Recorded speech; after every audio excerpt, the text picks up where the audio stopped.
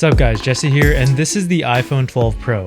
It's the latest flagship phone from Apple, and for a lot of people that's gonna be enough. But for others, the choice may not be so clear. I actually haven't had an iPhone since the iPhone 6. I ended up upgrading to a Galaxy S8, and ever since I haven't really been that tempted to switch back to iPhone until this year. And a big reason for that is the design. Overall, I just think it's a really attractive, well-designed phone, and I'm really glad that they went with the squared off design over the rounded edges that they've been doing for the past couple of years. And I gotta say, in person, it looks even better than it does in pictures. And I feel like a lot of that has to do with the material choices that they went with on this phone. So for the back, they went with a very similar design as last year, a frosted glass back with a very similar camera module, which I'm okay with because those are pretty much my two favorite design features of last year's Pros. I especially like the frosted glass back because it rejects fingerprints really well, and it also just feels really good when you touch it. I don't think it's quite as nice as the back on my Z Fold 2, but it's still very nice.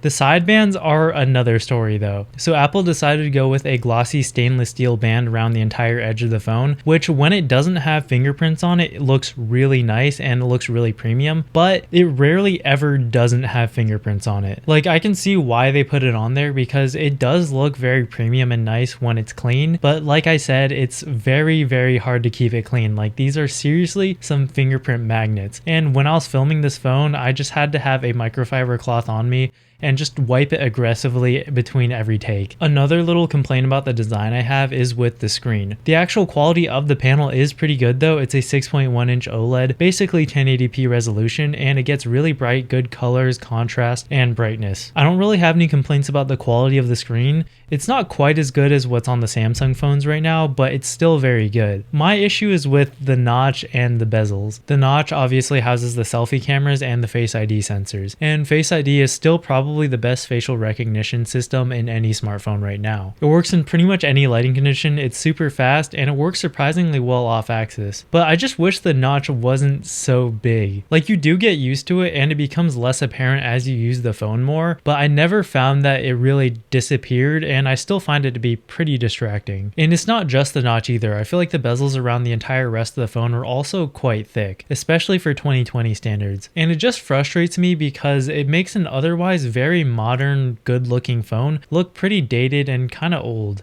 Also, while we're on the screen, Apple has put what they're calling a ceramic shield on it, which apparently makes it 4 times more drop resistant, which on the surface sounds really good because no one likes a cracked screen.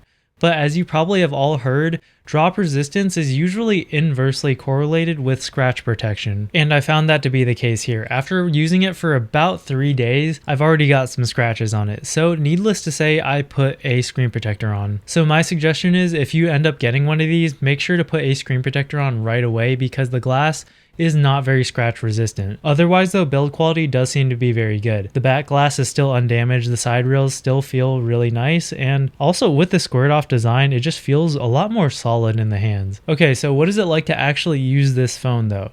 And for the most part, it's really good, but I do have some complaints. So my first little issue is with unlocking the phone. So like I said, Face ID is probably the best facial recognition system in any smartphone, but I do wish that there was some redundancy as far as biometrics. Like, a lot of other phones nowadays have facial recognition as well as a fingerprint sensor, but with the iPhone you just get the facial recognition. And even though the facial recognition is better, I think it would be really nice to have a fingerprint sensor, especially nowadays when you're walking around with a face mask when you're out in public. Once you get inside the phone, I feel like iOS 14 has made a lot of progress in allowing you to customize by letting you add widgets. And while I am glad that they did add it, it still feels very restrictive in a very Apple kind of way. Like, you still can't have any empty spaces to really organize your home screen the way that you want. And also, the widgets just don't really feel as customizable as what's on the Androids. Apple also advertised picture-in-picture mode, which I was really excited about because that's one of the features that I use the most on my Android phone, and one of the biggest barriers to entry to change to iOS. But it doesn't work with YouTube, which was a pretty big bummer because that's where I spent a lot of my time. Being on iOS does have its perks though, because you get access to Apple's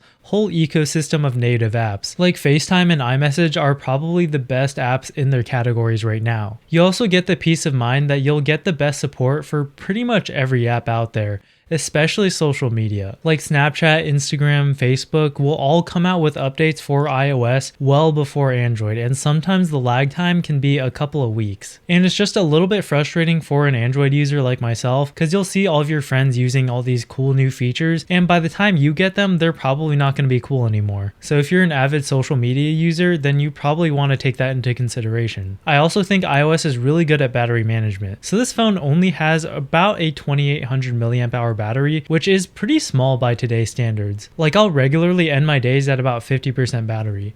Granted, I'm not really that heavy of a user, but for example, this same workload on my Z Fold 2 will probably end the day at about 20% battery. So it's pretty good. And I think a lot of the battery gains come from the standby time of the iPhones. Like, I can leave the phone alone for a couple of hours and pretty much be guaranteed that the battery percentage will be the same as when I left, which is not the case for any of the Android phones I've had in the past. Also, to charge it back up once you do run out of battery, you get Magsafe. So I think the problem that Apple had with traditional wireless chargers was just that you had to place it in the exact right position or else it wouldn't charge. But with the new Magsafe, they put a bunch of magnets in there and now it'll just snap into place. And it works pretty well. It's super satisfying to just watch it like snap into place, and you don't really have to worry about misplacing it and it not charging. But I don't like how the Magsafe charger from Apple has a fixed cable length, and I found it to be too short for most applications. And I also don't like how if you have the Magsafe charger on and you're trying to use it while it's charging, there's kind of an awkward bump on the phone and it's just really hard to place your hands, and it's just not really that comfortable of a position. I think what I'm more excited about with Magsafe though is third-party accessories. The magnets are reasonably strong and will hold up the phone by itself, and it'll even survive a couple of shakes. And I just feel like there's a lot of potential here as far as what you can do with Magsafe, so I'm really excited to see what comes out in the next couple of months. Also, a little life hack: if you ever drop your phone in the car seat crack, then you can use the Magsafe charger to kind of fish it out. So there you go. Alright, now moving on to what you've probably all been waiting for at this point, let's talk about the cameras. So the camera system on the 12 Pro is very similar to last year's version. We've got 3 cameras, a wide, ultra wide, and telephoto, all 12 megapixels. But this year they've added a LiDAR sensor, which we'll talk about in a second, but first, let's talk about the image quality of these 3 cameras. And simply put, these cameras are great. I mean, iPhones always have reliably good cameras, and this year is no different. Like, you don't get any crazy like 100 megapixel super ultra mega space zooms, but it is a very, very good solid system. Like, the stuff that's in focus always comes out really sharp, and the bokeh looks really natural for a smartphone camera. And as usual, Apple's image processing is top notch. Like I said, images come out sharp, but they don't look over sharpened like a lot of Samsung phones do. Colors also always come out looking very natural and true to life, which is something I was really frustrated about with my Samsung phones. Everything always just came out looking over sharpened, oversaturated, and just in general over processed, which is pretty much the opposite with the iPhone camera. And I gotta say, I really prefer the cameras on the 12 Pro versus any of the other Samsung phones I've used. I think this phone also holds Apple's place as the best video in any smartphone. Again, you don't get any crazy features like 900 frames a second or anything like that, but the video that comes out of these cameras are just really solid and just look really good. I'll be sure to include some sample footage here so you can see for yourself, but in my opinion, this is probably the best video in any smartphone out right now. So last but not least, let's talk about that LiDAR sensor. And in my opinion, I think it's still a pretty niche feature that most people aren't really going to use all that much. Like, I would definitely say if you want to get this phone, don't get it just because of the LiDAR sensor. So first off, it helps out with autofocus, especially in low light.